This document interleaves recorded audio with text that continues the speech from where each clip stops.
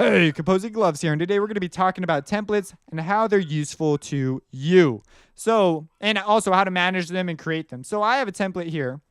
There are 4 templates that I will be showing you just briefly. I'll be going in depth on them later. But I have this first one's the production native template. And you see I've got my own tab with my own little text here and my own image. Well, this is an image that comes with FL, but it's using the index that FL uses to get this image and put it there. So these kind of stick out quite nicely. So what we're going to do here is I'm going to show you how to, first of all, set that up. But also, templates are very, very useful for doing things that you just don't, that you're going to do anyways, that you're used to doing, and that you should really just have something set up.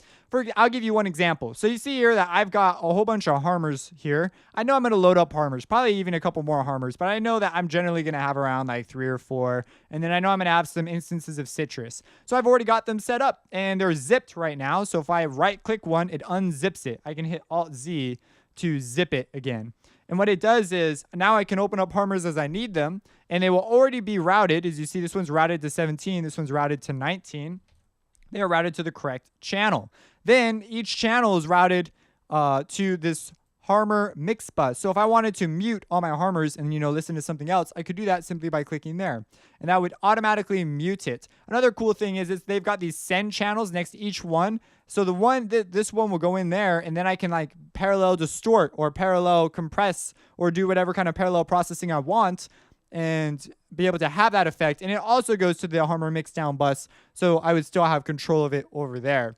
And you see I've done this I have a vocal channel. Specifically, this is like, I'm thinking recording vocals, not like an actual vocal channel. So I would put my mic on this one and have one already set and ready to go for vocals. But I also have my drums and my citrus, and you see I have drum channel. So it's a very streamlined thing, can really impact your workflow. This is something I'm going to show you a more extreme example of where this is nice and cool, but there is some way if you're using stuff like Contact, this is like a must do. Like you have to do this. You owe it to yourself to do this.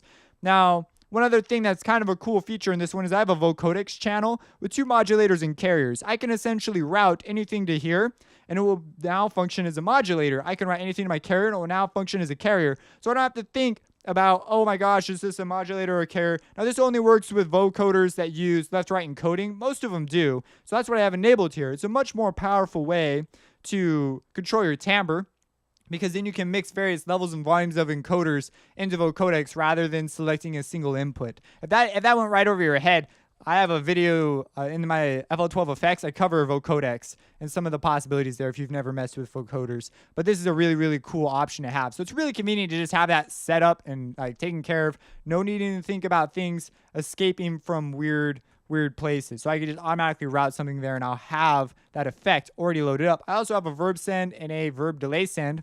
And I've also customized the way that my playlist looks. So it also accommodates 2 main workflow styles that I find myself using. The first one is freeform, which is what these guys up here are for, where I basically just slap down pieces as I need them.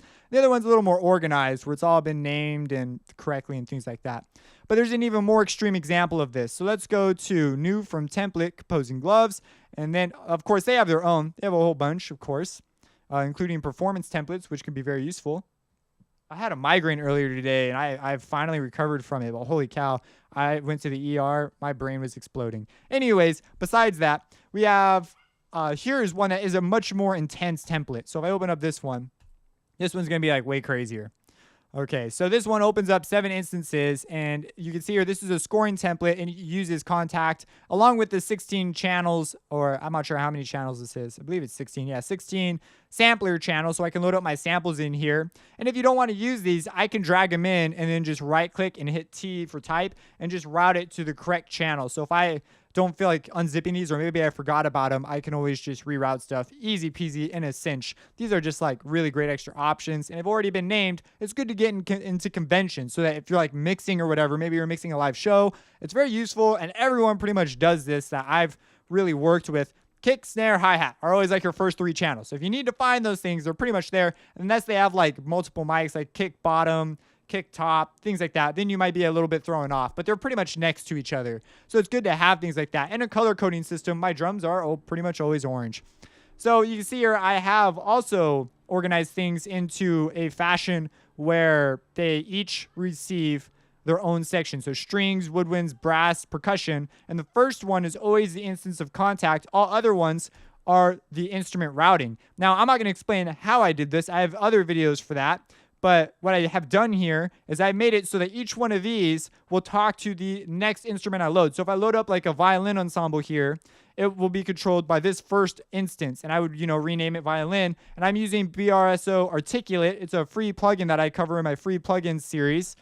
Just look up on my playlists, free plugins. You'll see this one. And this one covers, and this is amazing for working with Contact in FL. If you have not had this, it's also a requirement for my FL templates. So you must have it for these templates to really work. It won't work if you don't have them. You'll just receive a bunch of, oh, you don't have this plugin notices. And so it's been set up like this, so I can do this, and then every time I load something up, I can route it. Contact doesn't do this for you automatically, but I can route it to the channels there, and that's not a very big deal. In fact, it's also a very cool thing because then I can route multiple things to like one channel very easily. But it doesn't cascade your outputs like it does for your MIDI channels. If you don't use Contact, it's not such a big deal. But let's talk about how to now save a template. And so let's say you open up a new. When you open up new, it'll open up whatever last template you use. So I have to go to template and go to let's go basic with limiter. And I'm not going to save my changes. And here it is. And let's say that I just want to save one that's got a limiter. But when I open it up, the limiter is at 0 dB instead of that plus 6 or whatever it is. So I don't want that there because that's just misleading. That's not what I want. So, but I want the limiter there just in case, for whatever reason. So I want to save this as a template. Well, what you need to do now is I need to hit save as. So I'm going to save it as. And while we're here, I recommend bookmarking on your side. What you need to do is you need to go to the folder where you save your projects. And I recommend picking a folder for your projects, preferably the current version of FL you're using, and then stick with that one. When you get a new version of FL, move everything to that new folder, including all data for recorded songs, like all recorded files, sliced beats files, rendered files, move it all. Because if you don't, you're going to end up having just files and all sorts of different versions of FL. It's going to be a mess. So I totally recommend doing this. I got into a film score library because I have a pretty big catalog at this point, and they're very interested in it, but I had to render each of my projects in the specific format they wanted. That's when I discovered that I really needed to do this. So I did this, and that just helped me out loads because now I don't have to go through different versions of FL and deal with all this stupid junk. So anyways, you come here and we see we have this templates folder. Now, I'm going to assume that, you don't have a Composing Gloves folder yet. And so we're just going to make a new one. So we're going to make new folder. We're just going to name it, my templates, because we're so cool. We're going to open it. And here we're going to name another folder like new folder. And we're just going to name it basic, I don't know, normal limiter. That's going to be the name of it. So we're going to save it here. This will set it as a template. So we'll name it normal limiter. And so now it has been saved in our templates. If you come over here, we can go to, I think I actually have to reopen this for this to work. I'm going to really quick close this instance of FL. I'm going to just open up another one. So here we go. And if I go into new from templates, there it is. So you do have to restart FL. We see we have normal limiter. Now that's not that exciting. We're missing our, our picture and our text telling us what it is we did here. This could be oh, what do you mean normal limiter? This is an abnormal limiter? What do we do to this template? So what we can do now is we can add some text. So we're going to hit Control-Shift-S to bring up that same dialog. And we're going to go, oh, you know what? This won't show all the files you need. It'll only show FST files. Hit your Windows key E to bring up a new Explorer. Then go to where your projects are. I have bookmarked it, which I again recommend because look at that. Because occasionally FL will want to save it in weird spots too. So you just want to have this thing bookmarked. To do that, you browse to wherever it is, and then you just right click.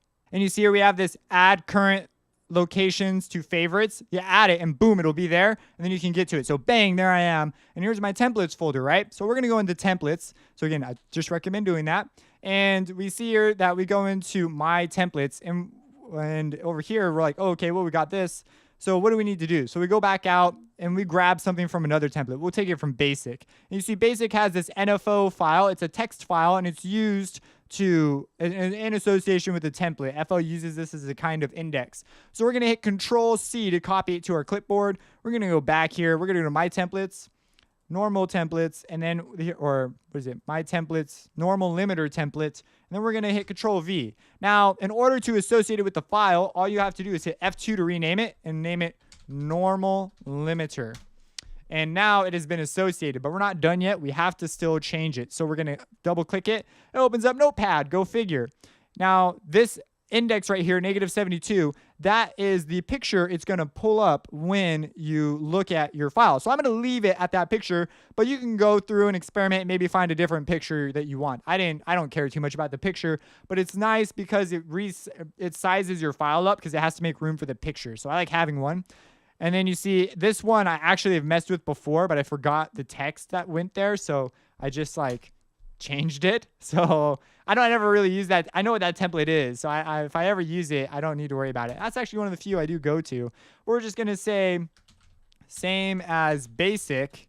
So we're putting in our description. Our description equals the same as basic, but with no boost on the limiter. And then you hit Control S to save it, and then you close it. And now we have now associated this file with these two. So now we're going to do this one more time. We're going to, I don't think it'll register immediately. I believe you still have to restart it. So we're going to restart FL. Boop, boop, boop, bop, loop, bop. And here's FL. And I just realized that my waveform thing's gone. Oh, well. And we're going to do My Templates, and then look at this. It's got those signs, and then it's got same as basic, but with no boost on the limiter. Now let's say we're gonna hit Alt-Tab to, or did I close that file? I did close that file. Okay, what we're gonna do is we're gonna hit Command E, or Windows key E again, and then Command's a Mac thing. We're gonna go to Projects again, and let's say that we wanna change the picture, so we'll go to Templates, My Templates, Normal Limiter, and we'll hit this, open it, and we will edit this to like, I don't know, we'll make it 70. What the heck? Hit Control S, close it, restart it, open it. And now we will have a different picture there for My Templates. Oh, we got a note. We're making music now. So, okay, cool. I don't care too much about the images, but maybe you want to be super cool and do that. For mine, you can see that I just, kept the same one except for the scoring templates because that one's like crazy. So now let me show you a couple more things you can do with templates that are really cool, or some ideas that I had. Now these 4 templates, I'm going to have a video separately explaining what they are, the ideas behind them, the workflows sort of I had envisioned that go with them so that you can use them effectively. You can buy them for $1, $1. I spent a long time making these things exactly what I wanted so that essentially whatever project I have, I can come in here and work with this. I also have the philosophy of I will add stuff as I go. Like I won't make a template with like various instances of FM8 because I personally don't use FM8 enough to have it in like every single project. So you may, or like for example, Reactor. And some of these things are CPU intensive to load up. So, but if you like that, then you can do that and you can create your own template, or you could buy mine and then just augment them a little bit to fit your needs. So I'm going to open up Production with Contact. It's the one I use the most on my laptop because it's CPU friendly. And it's the same as Production with native template, only now I include Contact because people, if you buy this, the other 3 are all Contact related because Contact by far is the one that this is sort of worth the most to get correct. But these ones, and then the first one's for the native people who just own FL. Now, Contact has here this deal where I have to every time I want to load up something, like, okay, let me show you. I'm going to load up, a Session Strings Pro instrument. And it's loading. There it is. Okay. I want to load this up. It's going out MIDI channel 1 on output 1. Well, check this out. I can come over here and I go into my BSR articulate and I just name it strings. I'm not going to take advantage of what this art plugin does because it's so freaking cool. But basically now I can begin to write notes and it will correctly control it. So let's say I want to write like a C there. Now I want a new instrument. So I come over here to, I come over here to it and I close this down a little bit and I add in, a clarinet. Now I want to control this clarinet. So I right click to unzip it and then check this out. They're on separate channels and they're correctly controlled. Now I want to route it to the correct instance. Well, I've already got it set up. I've already fixed this up to work correctly. So I can come in here. I can simply change the output. I'll leave this on 1 because that's the first one. And I want this one to come out 2. Now, when I come into my mixer, check it out. If I hit L for pattern play, there's my clarinet. And if I mute this one, clarinet, strings. And it's already set up. And I just name them here, strings. And then this one's named clarinet. And I am composing, away I go. All that's already solved. I did not have to open up any new crap. I didn't have to find this and load it up and then set the port in the channel and go in there and configure Kontakt and do this. In fact, I've used this instance of Kontakt so many times, like as far as filling it completely up with all 16 channels, that I am considering making another one. So, and as part of a template, just for me, so that I can have this. But I like this because loading up an empty Kontakt, loading up 7 of them, like I have in my scoring template, that's with a very specific sort of thing in mind. I'm thinking about also developing some sound designer templates, but those things are usually so experimental that it's better to just sort of go off to just the basic FL template. So yeah, that's that. That's templates. That's how you manipulate templates. That's how you use templates. That's some cool things you can do with templates. You see, I have Citrus here. It's loaded up. You could even save them up. So like, let's say your first harmor, you're always going to use harmor as a sub bass. Well, you could do that and you could just save it as your template. Now, let's say that you've made a change. Like for example, this kick is on 32. That's not cool, right? So I'm going to go to my production with Kontakt template and I have an issue because this kick is on 32. So what I'm going to do is I'm going to right click, hit T for type, and I put it on 1 because that's wrong. I want this on 1. And it's correct in my product. This is here for a demonstration. So as I have here, I have this 1. So what I can do is now I need to save this thing, right? So all I need to do is go to save as, and then go back to my composing gloves template, production, and which one is this? Production with Kontakt. So I'm just going to overwrite it. It's going to say, oh, you want to replace it? I'm like, freak yeah, I want to replace it. So now I could like open up a new template, say open up this one. This one also has the issue. So I could, hit T1 and then hit Control Shift S and overwrite that one and hit yes. And now when I load them up, they are now corrected. And check this out. So this is the last template I loaded. So as I close it, if I open it up, FL will automatically open up that template by default next time. So there it is. Boom. So if you use one template a lot, that's a very convenient feature. So that's that. I know that's a lot to swallow as far as templates, but you understand some ideas of how to make them. I have a workflow series that I'm currently working on that will also, that explains a lot of other workflow things, like how to resize this. Like dragging these out sucks, but you see this little arrow, it'll automatically do it. If it doesn't though, you can simply hold down your right Alt key and click, and it will automatically open it up to this size. So that could be really convenient if you're trying to open up a bunch of them at once. You can also alternatively just do this, which is also an option. So if you're like, oh, I want to work on this. Now this one will only resize the ones that you've ungrouped or opened up. I'm not sure what the term is. But anyways, you see I get the arrow here. I don't get that convenient thing up here. But if I hold down Alt and click, it'll do it. Otherwise, if I just click, it doesn't do anything. So Alt click will fix that. So things like that are very, very useful. So you're going to want to become familiar with the workflow as well as how to manipulate groups. So you can come in here and you can join things to groups and not. I'll be covering stuff like that in a little bit. So anyways, those are templates. And of course, the 4 I showed you, there's a separate video I'm going to do explaining the ideas behind these. But I mean, this is a pretty good job too, I think at least. So you'll find a description link to the video in the description. You'll find a link to the video of me explaining those. So if you're interested in that, you'll also just find a link straight to my website where you can buy them. It's just $1. You can give me more if you want. I did spend a good chunk of time figuring this out and occasionally tearing my hair out trying to figure it out. Another thing that if you're probably interested in the Kontakt side if you own Kontakt. Otherwise, there's no disk and drive. Okay. Wow, that was crazy. So another thing is, there's only one template that's really relevant to you if you use FL native only. You don't use Kontakt, but I totally recommend getting Kontakt. It was one of the best buys I ever did. Buy complete. It's worth it. One thing you need to be aware of is that the automatic routing that I have already set up in the output, it's not something I can give you. You have to set it up for yourself the first time, which is like stupid, but I have a video for that as well. So check out the video for that. That's also in the description.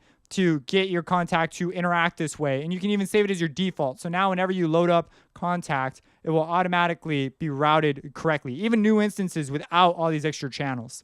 So that's really, really useful, especially if you're making your own templates. It can be highly annoying to get right. So that's that. Subscribe, support me on Patreon. Of course, these templates are available too, so you can support me that way. And have a blessed day.